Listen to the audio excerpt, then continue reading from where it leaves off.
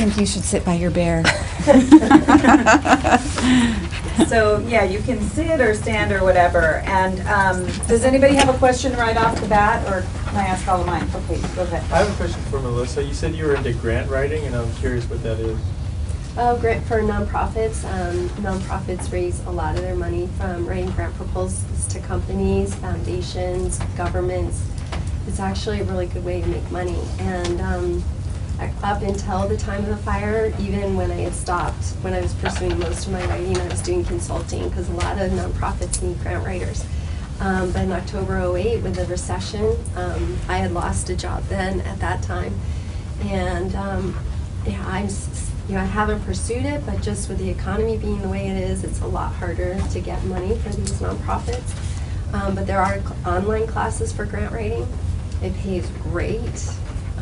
So it's, I don't know, does that answer your question? Yeah. It's a way to raise money for nonprofits. Thank you. Any more questions? Yes. Where is your shop on State Street? It's in La Arcata. It is State and Figueroa. And there, here it is. There's on the Well, back. thank you. You're welcome. Fabulous job. Thank you. Thank you very much. I have a question for Rachel. What sort of content is on your website? You're saying it's content rich. What sort of things do you talk about? So the primary focus for parents when they go on there is the business directory. And so for Santa Barbara, for instance, we have over 2,200 businesses and nonprofits listed on there. And then the other big part of the site is the calendar.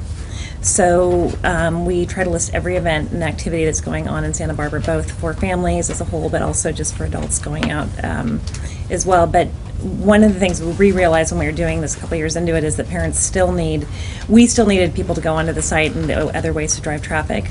So we added a classified section so parents can buy and sell things for free on the site. We have a ton of UCSB students and City College students actually who use it to promote their babysitting services. And then we have a chatter area where parents can share information and businesses can post press releases. That's great. So. While we're talking to you, Rachel, I'm curious what your business model is in terms of, like, for me, these online businesses, it's always slightly mysterious how they make money. So, like, how do you make money? So the base of what we do, and actually this was really interesting when we were developing our other communities because businesses and nonprofits can list as low as $60 for the year on our site, which is not a lot of money. And you need a lot of people to make that sustain itself. But what I saw in the first year and what part of my business plan was, we have more expensive ways for people to market with doing banner ads, which can be anywhere up to $4,500 a year. A lot of our other community sites were putting so much more energy into their banner ad advertising and their sponsors because they saw the big dollar signs. And what I kept telling everybody is, if you start small and you build up this base, you will have these repeat customers. And so what happened for us is every year we would average 12 new businesses a month, and every year we'd have those. The first year was the 12 that were renewing, the second year it's 24 renewing. So now we probably have upwards of anywhere from 75 to 150 businesses renewing every month. Well, some are at $60, some are at $400, some are at several $1,000s. It's all different amounts, but what we also found was that by having a really low price point, it allowed people safely to come in without taking a big risk. It gave them year-round visibility. And a lot of our smallest businesses, and again, people put so much emphasis in, well, I'm going to go after, the bank or the people who I see having all this money. Some of our smallest advertisers that you would not have thought would up their amounts were these tiny preschools who have been our biggest advertisers because they saw a return on their investment. And so for us, we have put the same amount of energy into our customer service for the person who spends $60 with us to the person who spends $5,000 with us. So. That's great. Absolutely. And just to be clear, you haven't franchised to these other cities. You are actually managing them. No, and even originally we didn't franchise. We chose not to franchise because when we incorporated, when you go just from a sole proprietorship to incorporating, it is just unbelievable. And the amount of paperwork that you have to file every year. So then when I looked into also franchising, it not only did it make it a lot more expensive for us, it made it a lot more expensive for anyone who wanted to buy into the franchise. And that is why we ended up going the route of licensing the technology. So it actually keeps the expenses lower for you and Exactly. for new ventures. So if a So that's what we did before. So we would license the technology, so they'd pay a flat rate to us, and then they paid a support hosting fee every month. What we're doing now is we have a few of our businesses that are communities that are staying on that platform. The rest, though, now we actually hire as independent contractors, and we pay them their commission base, both on the sales they do, and then we have a whole formula that we do paying them for content that they put into the site. So that's been a interesting one to figure out, though, because to manage that many people from afar and everybody's work ethic and what they do, it's been a challenge. So this is a very Interesting. tangible way for us to be able to pay them for their work. Great, So- great, very interesting.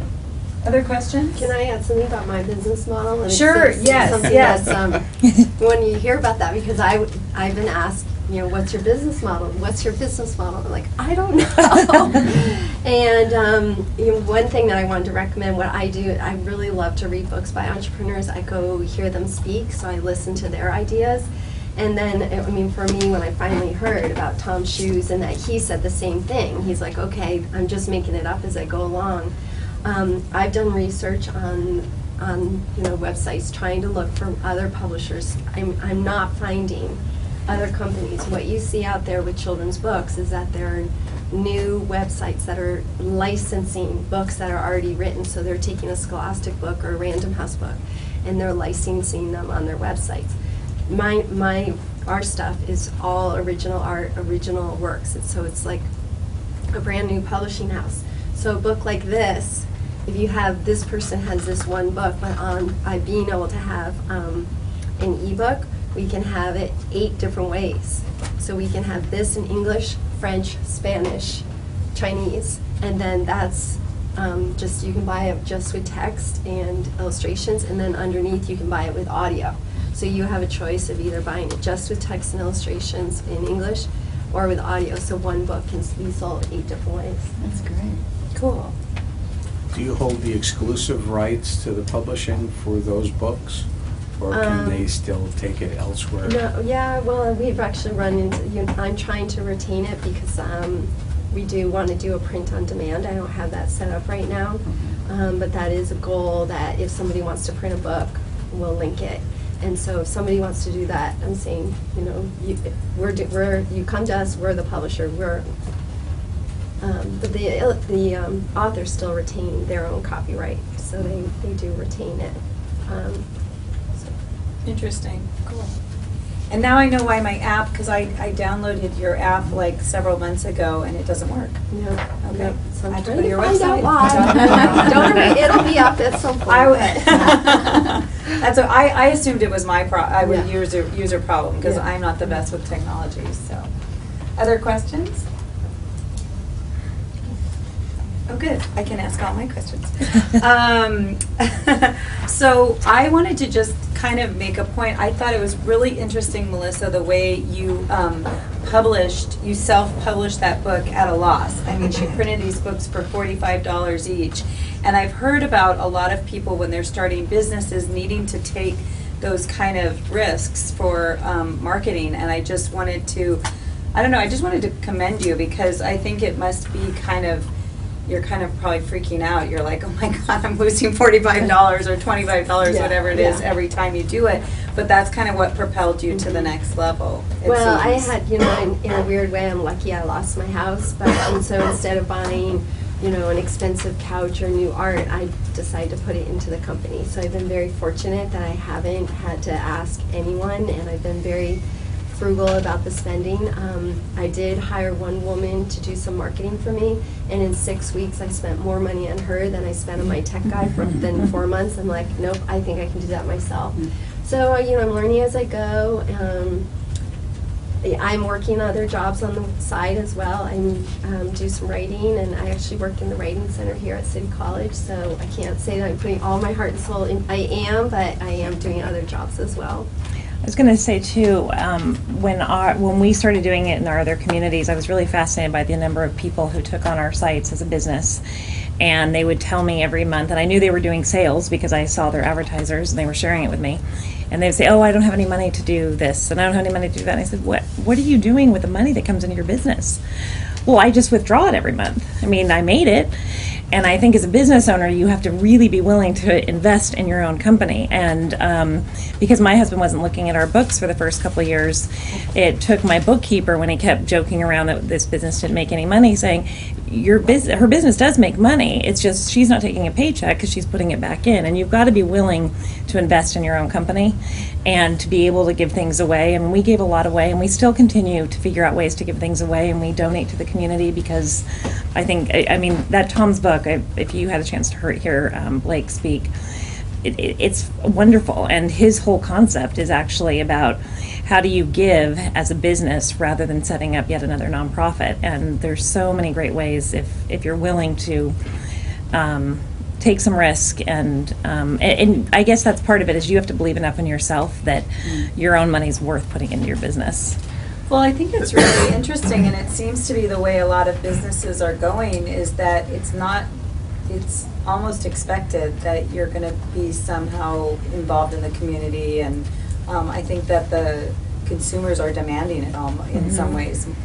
You know, for me, it's really obvious that people really would come to us a lot. I mean, the first year we were in business here, we gave away more than we sold. And that's a huge amount, but that's something that we expected that we would be doing. But we have had to put a little bit of a cap on it because Jean-Michel makes all of our chocolate by hand. And the amount of people that do come and ask for donations, we have had to learn who we can work with. We have to pick and choose, because every day in both shops I have drawers of people who would like something.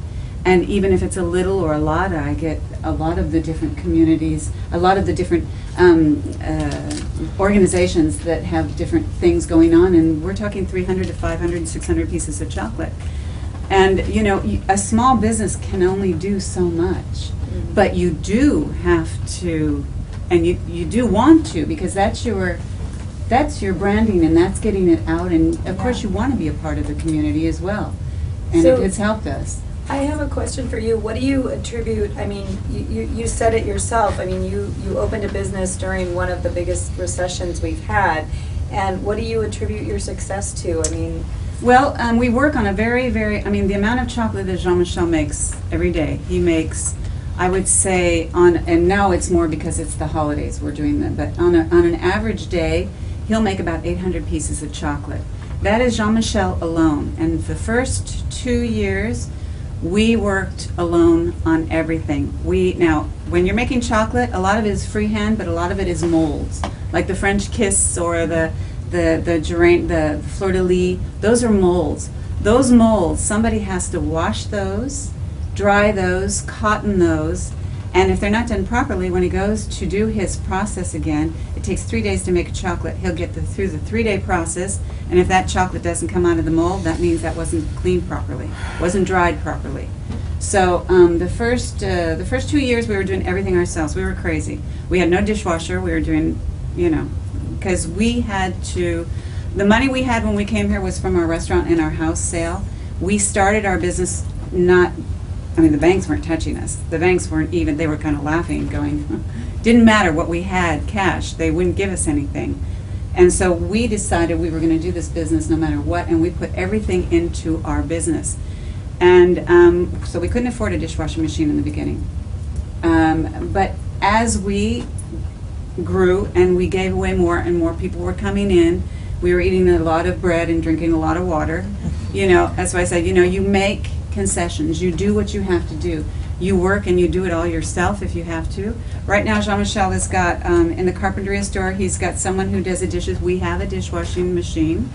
He's got someone who's helping him now. He's he's a student who is learning, but he would like to stay, and he's a big help to Jean-Michel. Jean-Michel now is doing something like 3,000 pieces of chocolate a day. We've got 2 people and 3 that are going to be working for the holidays in the carpinteria store. And that's a store that there is no walk-in. It's destination. Santa Barbara store is quieter because we're new. Since May, we're new, and people are learning that we're there. So it's, but still, you know, it's like I have one person, I have two people with me now, and for the holidays, after the holidays, one is just seasonal. So we do everything, you know, it's like you do. I deliver, I do whatever I need to do. And you are kind of the marketing force I am of the marketing force, business. yes. Mhm. Okay. One thing I like to say is I pick up every penny I find, and it definitely comes back to me many times over. So watch for those pennies. You're lucky. Yes.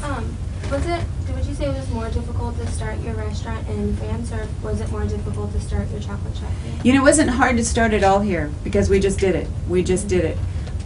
It was harder.